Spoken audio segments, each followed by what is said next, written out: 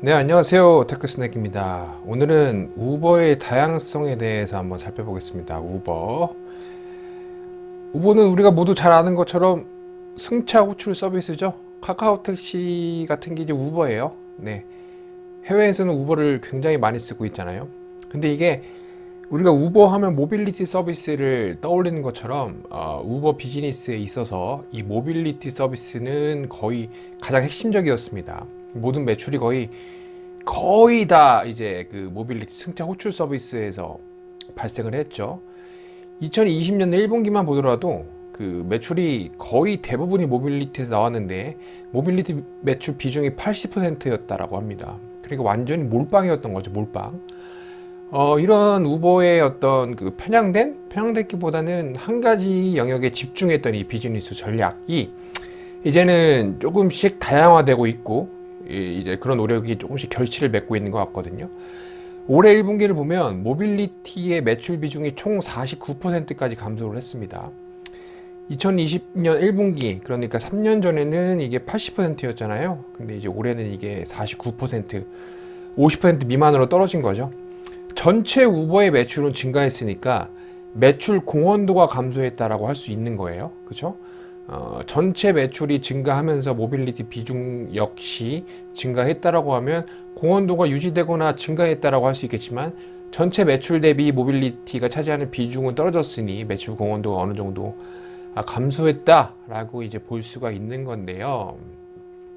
이 매출 공헌도 감소가 사실 좋은 의미의 감소입니다. 좋은 의미의 감소.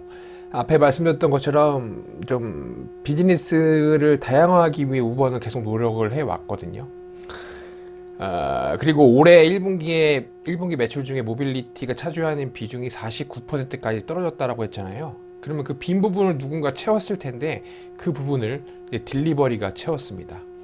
올해 1분기에 이제 그 우버 이츠가 이제 딜리버리 핵심인데 우버 이츠의 매출이 전체 우버 매출에서 차지하는 비중을 따져봤을 때 35%까지 증가했다라고 해요. 1분기 매출이 20년 1분기랑 비교해서 우버 전체 매출이 2.7배나 늘었다라고 하니까 모빌리티의 매출 공헌도는 감소한 거에 비해 우버 이츠로 대표되는 딜리버리 비즈니스의 매출 공헌도는 굉장히 증가했다라고 이렇게 볼 수가 있는 거죠. 이게 결국은 뭐 하루 아침에 된 건 아니고 우버가 지속적으로 투자한 어떤 노력의 결과라고 할 수가 있겠습니다.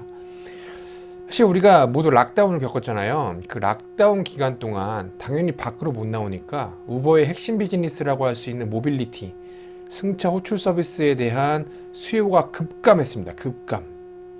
그러니까 거의 몰빵인 비즈니스 모델을 갖고 있던 우버 입장에서는 회사 운영에 큰 타격을 입을 정도로 정말 힘든 시기를 보냈던 거죠. 근데 우리나라도 생각해보면 그 락다운 기간 동안에 뭘 많이 이용했죠?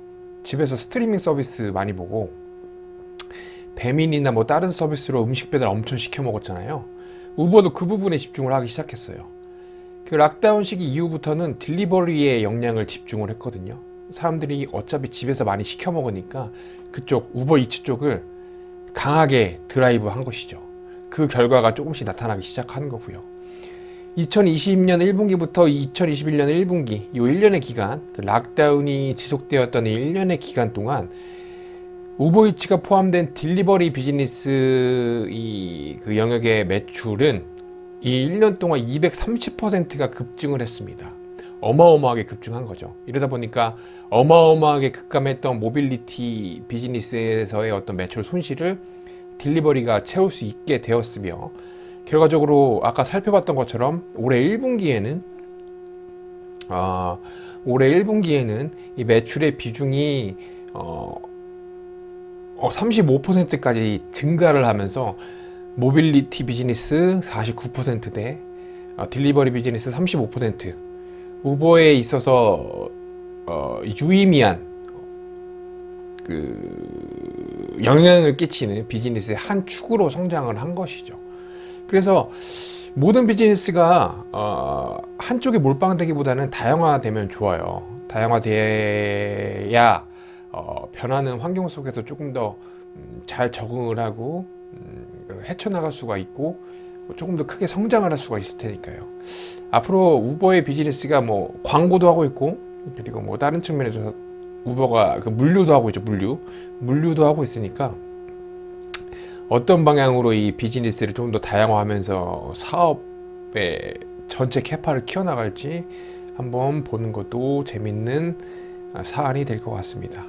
근데 우버이츠가 굉장히 빨리 크고 있대요. 우리나라에서는 우버이츠가 포기했죠. 나갔잖아요. 우리나라 로컬 서비스들이 너무 강력해. 배달의 민족, 그리고 뭐 있습니까? 쿠팡이츠, 요기요 등등등. 우버이츠가 살아남기는 쉽지 않고요. 그리고 우버 모빌리티도 우리나라에서 나갔어요. 사실 직접 사업을 안 한다 뿐이지 우티라는 이름으로, 아마 SK텔레콤이죠. 그 둘이 힘을 합쳐가지고 우리들의 택시라는 서비스를 제공하고 있잖아요. 이것도 똑같이 카카오 택시랑 똑같이 앱으로 택시를 부르면 택시가 오는 그런 형태의 서비스를 우버가 직접적으로 하진 않지만 SK텔레콤과의 합작사를 통해서 현재 하고 있습니다. 우리나라는 참 로컬화가 잘 돼 있는 나라인 것 같아요. 네, 오늘은 우버의 다양성에 대해서 한번 살펴봤습니다. 다음에 다시 찾아뵙겠습니다. 감사합니다.